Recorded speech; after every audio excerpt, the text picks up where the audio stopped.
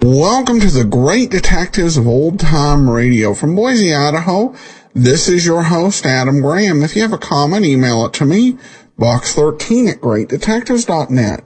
Follow us on Twitter at Radio Detectives, and be sure and fill out the listener survey, survey.greatdetectives.net. Well, today's program is brought to you by the financial support of our listeners. Thank you so much for all of your support. And it's time now for today's episode of Barrie Craig. This one's called Dead Bull in a China Shop.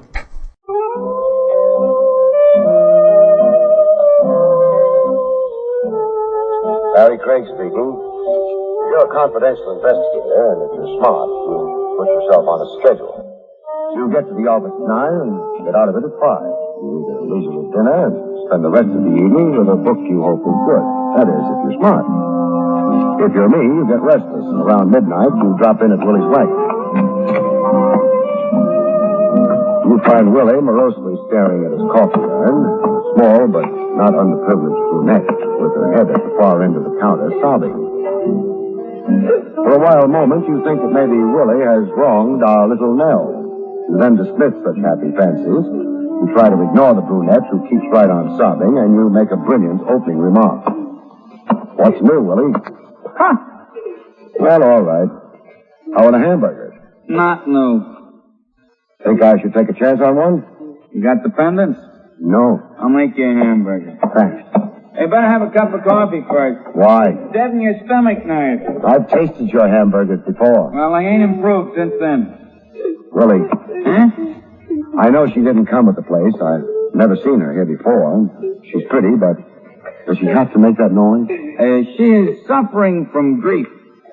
She had the blue plate dinner here? According to what she tells me, she had a great loss. What did she lose? Her bull fiddle. A what? A bull fiddle. You know, them floated violins. I know. She plays the double bass. What's that? At Carnegie Hall for a bull fiddle. Oh, yeah, except nobody plays on a bull fiddle that she ain't got. It would be harder anyway. Come to think of it, losing one of those things is a little like misplacing the Empire State Building. It was swiped off her. Here's your hamburger. Thanks. Mr. Craig, maybe you can help Susie. She don't find a bull fiddle, she is liable to be out of weight. She is accustomed to eating, so I do not think this will be good for her. Susie, come here. Huh? I want you to meet Mr. Craig. Oh. Hi, Mr. Craig. Hello, Susie. Mr. Craig ain't only a friend of mine, Susie. He is also a confidential investigator. You ought to tell him your trouble. I only got one trouble. You lost your double bass. Uh-huh. Only the kind of music I play is the bull fiddle. Where did you lose it? At the club, the 4920 club. You're part of the band that plays the club? I play solos. The customers like it because I'm so small and the bull fiddle's so big. And besides, I'm cheaper than the band, so they like it. Bull fiddle isn't the kind of a thing a man could slip into his coat pocket. There can't be many things harder to steal. Whoever stole mine didn't worry about that. Well, when did you miss it? About an hour ago. I done my number, went out for a walk, and when I got back, No bull fiddle? no bull fiddle. Well, there must have been people around. Well, the club closed early tonight. There wasn't anybody around when I got back except Brinker. Brinker? Who's Brinker? Well, he's almost as big as you are, but not so cute. Well, I'd have trouble recognizing him from that. Well, he's sort of a caretaker and club bouncer, you know? I don't. I'm afraid I may find out, though. All right, Susie, let's go over to the club. Maybe I'll be able to come up with something that might help. Gosh. Thanks, Mr. Gray. Hey, wait a minute, Tom. Closing up anyways. I'll tag along. Why? Oh, I'm intrigued. I would like to meet a character who goes around swiping bull fiddles. I would also like to warn him to lay off the Brooklyn Bridge. It's smashing down.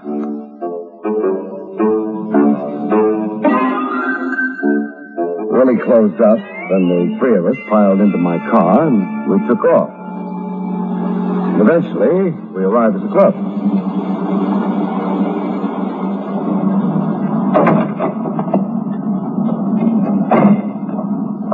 Hey, the club is dark. Well, I get a key to the stage door. It's just down the alley here. Mr. Craig, sorry, would anybody want to steal my boat fiddle? I don't know. There's a truck parked outside the stage door. Hey, it's coming straight down the alley. It is! Susie, Willie, get up against the building. Flatten out.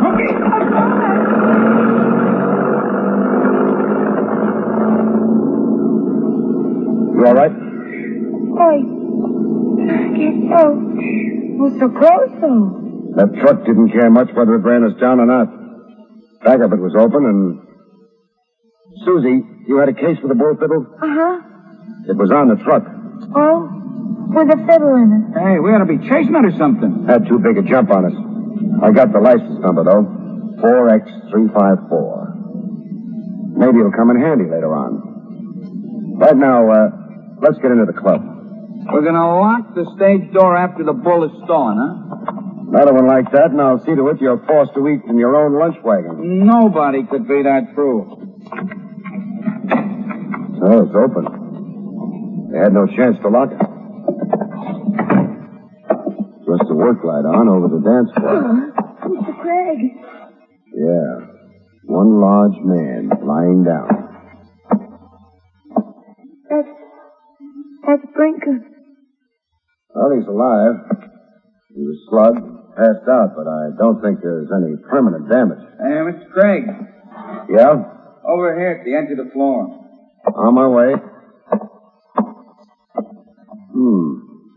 Pretty. Well, that's my bull fiddle.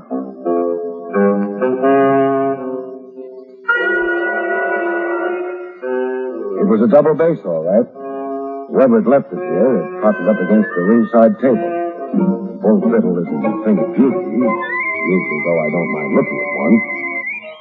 This one I didn't like to look at. Think about it. That's yours, Susie? Yes, it is. The last time you saw it, was it out here on the floor? Oh, no, it was back of the little bandstand down there. It was brought out only when I did my number. And then it was Is there a taken phone in the place? in the office. Why? This may surprise you. The reason why I want a phone is to make a phone call. We're surprised. But, what are you going to call about? Susie's got her fiddle back. Sure. She hasn't got the case, though. Is that something to get excited about? A bull fiddle case? I don't know. I hope not. You're worried about something, aren't you? Lead me to the phone, Susie. I want to find a truck. Maybe it was the empty club. Shadows huddling in the unlit corners. The floor pale and shining in the silence that did the job on my nerves. Whatever it was, they were jumping.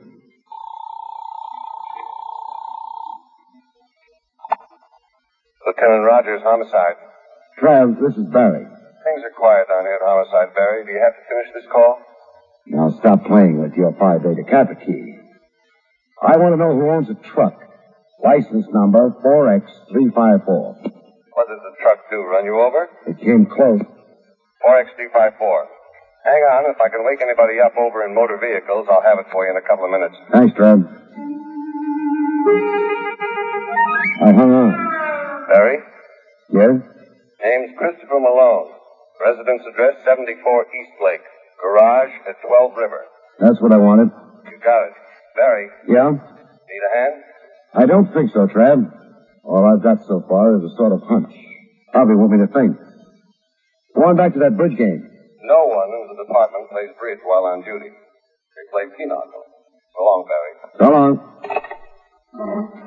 Come on, Susie. Let's go back and see if Brinker has come too. What's wrong with you, Mr. Brinker? I got a headache. In both heads? But this here ain't my head. This here's a lump on my head. You, Brinker. What happened? I was straightening up the place, and all of a sudden I feel somebody breathing down the back of my neck, so I says, stop breathing down the back of my neck. So he stops breathing down the back of my neck, and he hits me on the head.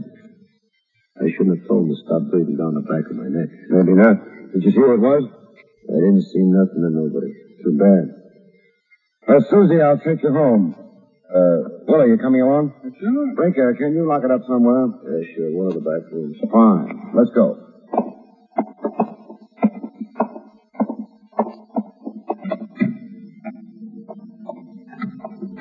Well, it's all mixed up. Someone stole your fiddle. You sure of that, Susie? I'm sure of it, Mr. Craig. Then the fiddle was returned and the case was stolen. I'll hop in. Anybody got any answers? Well, maybe I'm asking the right questions, but none of the right people. We'll keep trying. He dropped Susie off at her apartment, swung around, and headed downtown again. The 74 Eastlake and a truck driver named Christopher Malone. Maybe I ought to take you home, Willie. I ain't no hurry. But your wife. That's why I ain't no hurry. All right, she's your wife. Don't rub it in. But I'm perfectly willing to share the truck driver with you.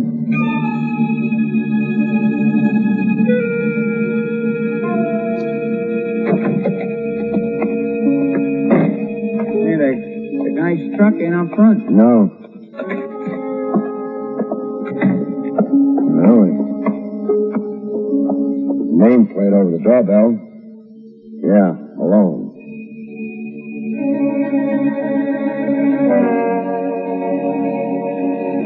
Maybe he's a hard sleeper. Yeah, maybe. Second open door tonight. Here's the light switch. I got it. You know, a guy could resent our barging in. Not this one.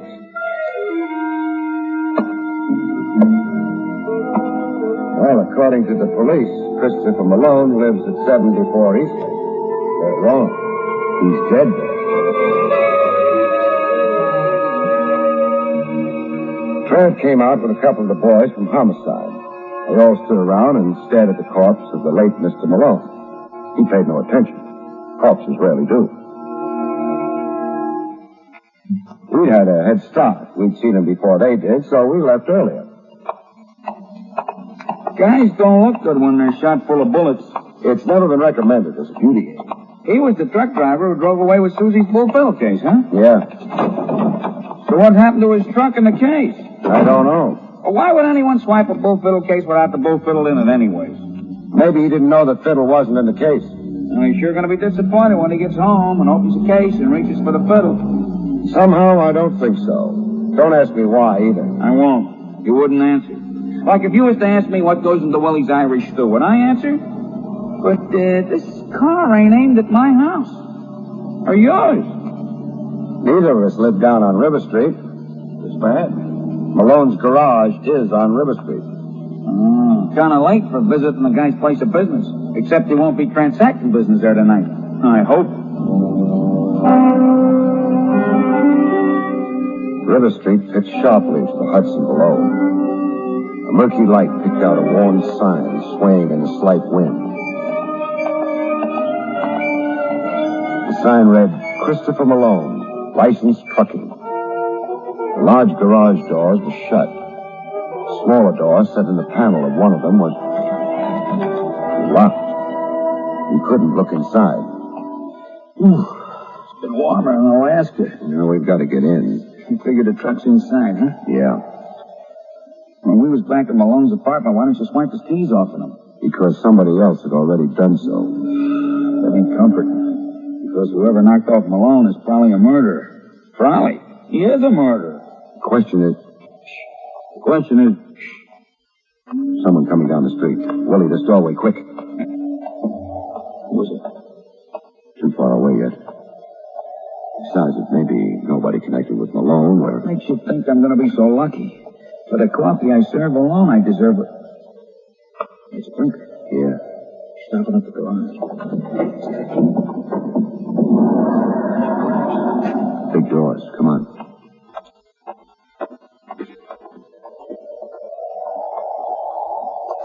Lights on inside. Truck's there.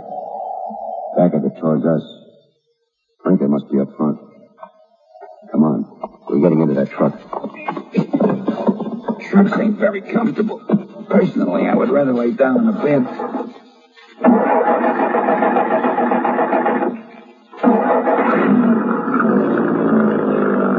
one nice thing. No window between the cab and the rest of the truck back here. So Brinker won't spot us while he keeps going. But, what happens when he stops? We'll worry about that later. You got something better to worry about now? Yeah. Tell me so I can worry about it too. Over to your left. Oh, the bull fiddle case. Still where it was when we spotted it. I should worry about the case? Only about what's inside of it.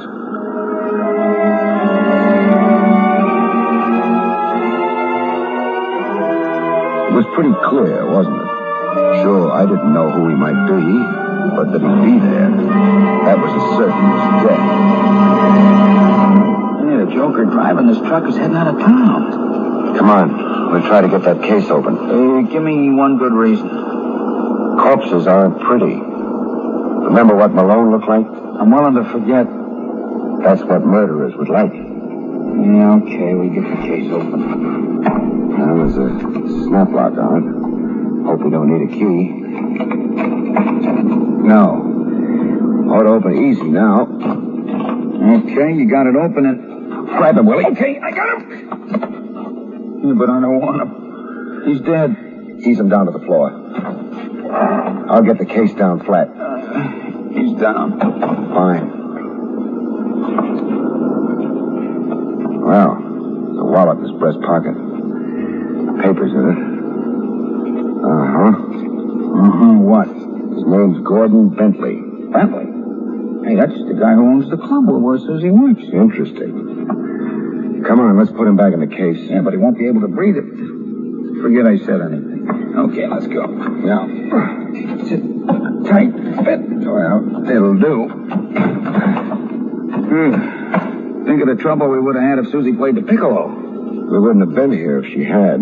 That guy was shot, just like Malone. Yeah, which is interesting. I don't think it's any more interesting than if the guy had been strangled or even poisoned. You don't appreciate the finer points. Yeah, what are they? I'll let you know when I find out. Thanks. So do we jump off the truck now or 5 seconds from now? We stay on. The truck's hitting at least 50. We jump now, we could get killed. If we stay on, we will get killed. I doubt it. Why? No one could ever get all three of us into that case.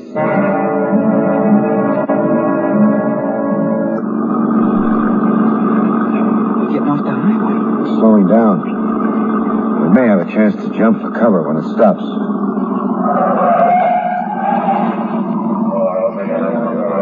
Uh-oh. Sounds like we're surrounded. We stay. Sooner or later, somebody's going to spot us back here, and then Maybe it'll be later. How are things, Brinker? They're fine, Mr. Walsh. We got a load ready for you to run in. Okay, Mr. Walsh. Why I'm here. everybody's leaving. This trip, I got something special for you, Mr. Walsh. You have? What? I'll tell you about it when we start loading the truck. And we ain't popular. Everybody's gone away. We get out. Hey, the house is set back from the highway. It's a big place. Yeah, well, let's not wait. We have to. If I get out of this alive, I'll use meat in the hamburgers. Don't say anything you'll be sorry for. Come on. What are we gonna do? Knock on the door and tell them we're working our way through college? This wouldn't work. They're still looking for me in the 6th grade. Side of the house, Willy. The servants' entrance? A window. Any place we can see what's going on inside. That one. This gets around, they'll be calling me Peepin' Willy. Lots of guys in there. Very social. Not to mention the cases of liquor all over the place. Looks like this would be a warehouse for Bentley's club. It's kind of inconvenient. Must be 50 miles out of town. Must be a reason why Bentley keeps his liquor out here. His doctor told him to stay away from liquor. Another one like that and I'll hand you your head. You can't. It's attached to him. Something can be done about that. Nice contortions you're going through. Why? Trying to get a better look at the liquor cases. Imported stuff. Yeah. No customs stamp on them. Smuggled, huh? Yeah. Explains the location of this place. The truck. Mr. Walsh and friends. The smugglers, I guess, and also Brinker. The delivery boy, huh? The delivery boy. What it doesn't explain is why Brinker is bringing Walsh a bull fiddle case complete with a recent corpse. The men inside showed signs of moving. Willie and I moved first, crossed the road from the truck in a clump of trees. You said you had something special for me this trip, Brinker. Oh, I nearly forgot, Mr. Walsh. What I got for you is a bull fiddle in its case. You don't say. Bentley thinks I ought to study music, maybe?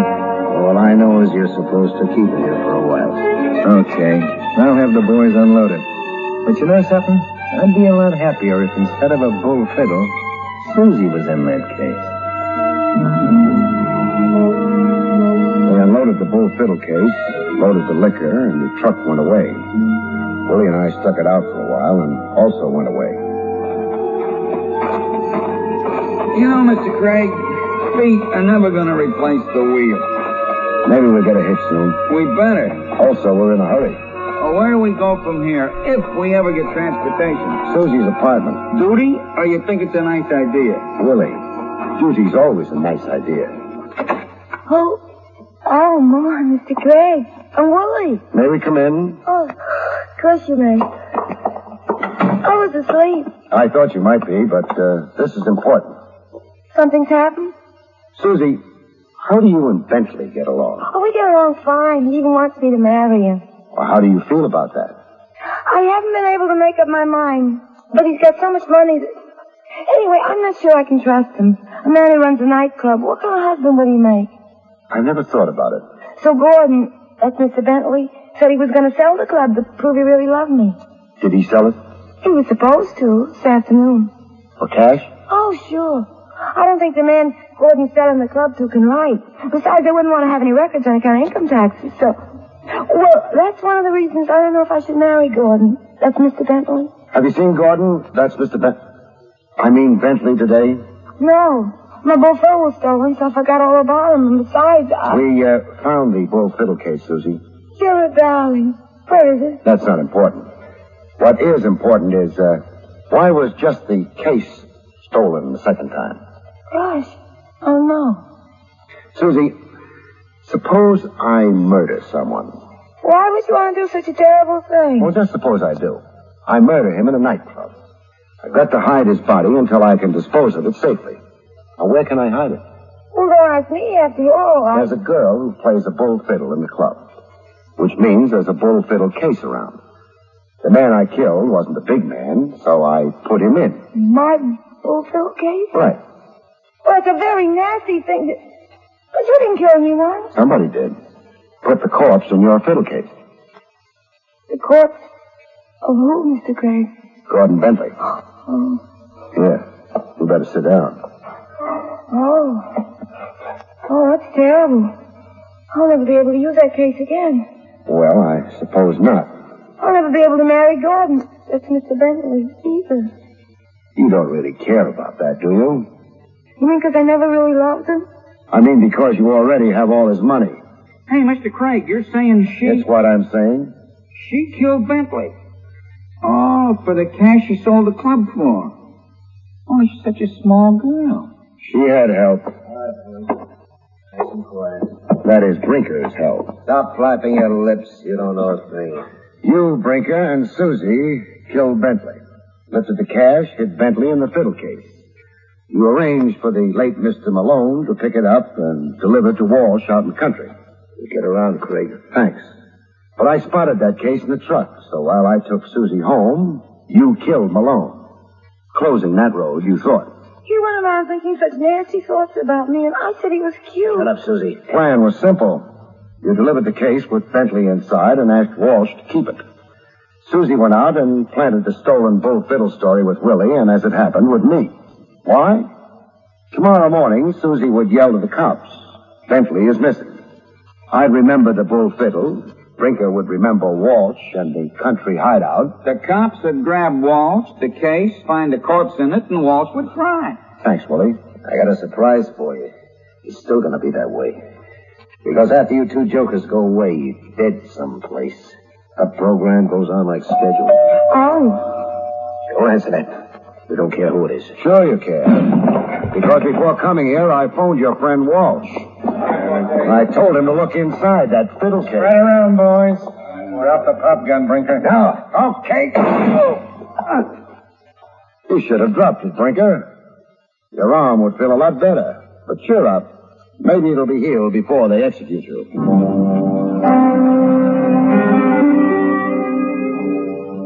That wasn't a nice thing to say, but then murderers aren't nice people. I phoned the police, and by the time they arrived, Walsh had discreetly gone for a long walk. The cops would get him anyway. However, they took over Brinker and Susie. I hate to ask, but something must have tipped you off. Susie did. I didn't hear. Sure you did. It was a phony story, Willie. We were supposed to think someone had put Bentley in that fiddle case in the afternoon. Somebody did. Sure, but if they did, the bull fiddle would have been out in the open. It had to be. Yeah, Susie would have noticed that. Would have wondered who took it out. She would have checked, and if she'd been telling the truth, she would have said the case was stolen, not the fiddle. But the truth wasn't what Susie was dealing in. It was murder. Uh-huh. Well, thanks for taking me home. And, after all this time, when I walk into that house where my wife is no doubt waiting up for me, and her eyes light on me, it won't be joy, Mr. Craig. Well, what will it be? Murder. Welcome back. Well, this is another case where somebody put a detective on the trail, but were actually guilty. This was, in some ways, more believable, I think, mainly, because she didn't know she was talking to a detective, and that she was putting a detective onto the case. But then again, the voice, I don't know, I'm still having trouble buying that, she actually conspired, for the murder, but Barrie Craig said he did, and, well, Barrie is right, when he gets down to the point of the denouement. The program was edited. This was not done on our part. This was just something that was, came in the recording. So, well, we did have 3 lost episodes between last week's show and this one. Those were Sweet Goddess of Murder, The Wife Who Was a Gift, and The Fatal Punch. And this actually is the last of the 1954 shows. Next week we'll be starting on the programs from 1955. When we do turn to listener comments and feedback, Mo Johns writes, this is terrific podcast. I love vintage radio and enjoy Adam's insight. Well, thank you so much. I appreciate you listening. And that'll actually do it for today. We will be back next week with another episode of Barrie Craig. And tomorrow, join us for another episode of Poirot from Boise, Idaho. I want to let you know, email me, box13@greatdetectives.net. Follow us on Twitter at Radio Detectives. Be sure to rate the show on iTunes. We've got 135 ratings, so appreciate your support. But for now, I am signing off.